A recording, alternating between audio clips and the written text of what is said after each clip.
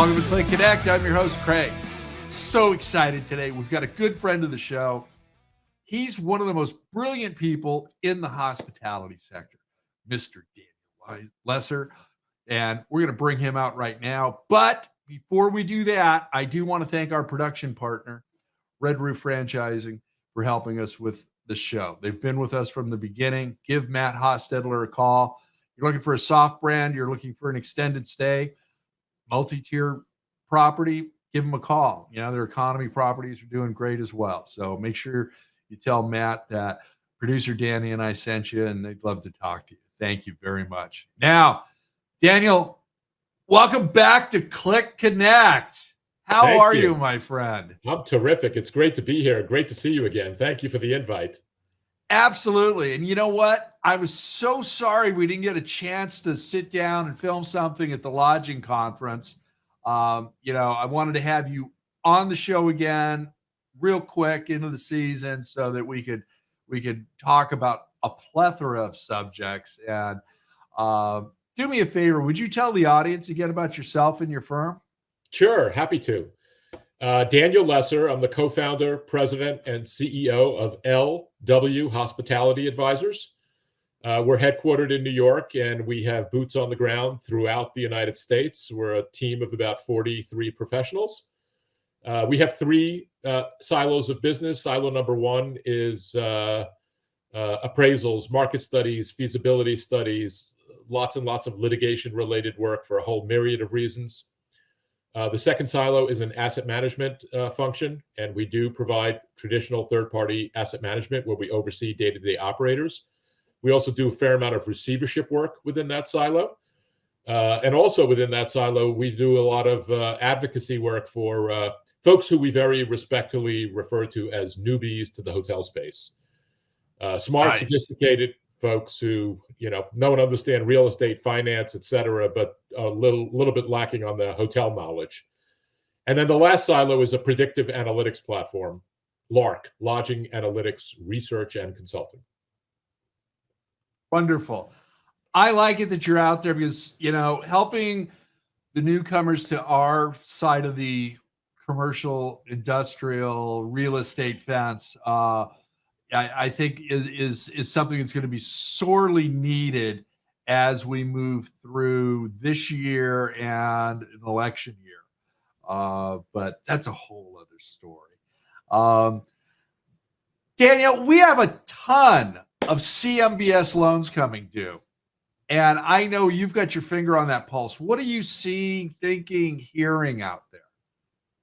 Well, you're 100% spot on. There is a lot of CMBS coming due in all commercial real estate asset classes, but we're focused obviously just on hotels. By the way, that's all I work on and all my firm works on is hotels, resorts, casinos, conference centers, lodging facilities. And yes, this debt is coming due, and it's going to catalyze a tremendous amount of transaction activity because the ability to sort of, quote unquote, kick the can down the road is going to come to an end. And we're going to see either refinancings, restructurings, and or outright sales of assets. Now, the outright sales, is that going to be forced because they cannot get a refinance on that CMBS debt within the CMBS family, and possibly their banking relations may be out of the market for the time being? What are you hearing on that? There's an incredible amount of debt financing available. This notion that there's no debt financing is ridiculous.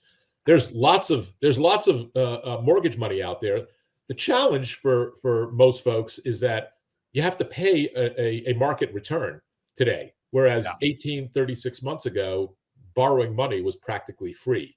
That was an anomaly. We're probably not going to see that again anytime soon. And so, when you look at interest rates, yes, they are elevated compared to where they were 36 months ago. Yeah. But if you look at long-term averages over 40 years, they're not that high.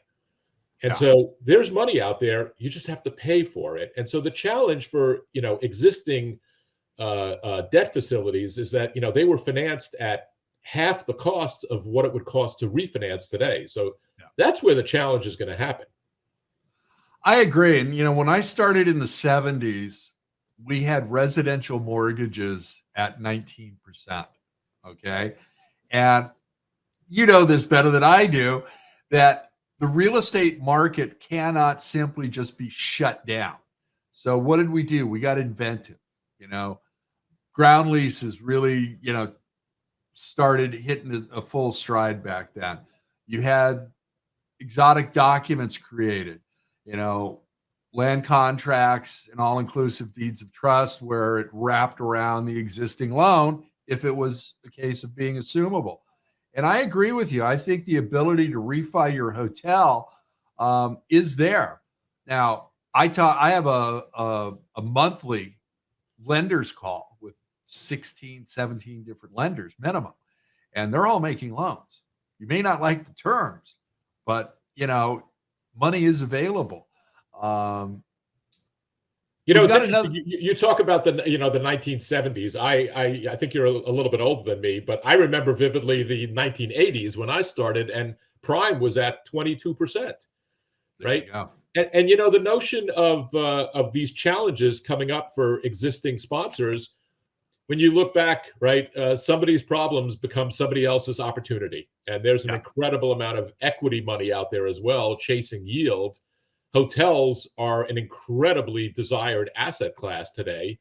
I mean, I've been doing this for more than 40 years, and I don't recall ever a time where hotels were perceived as a more desirable asset class than office. Think about that. It's kind of mind-boggling.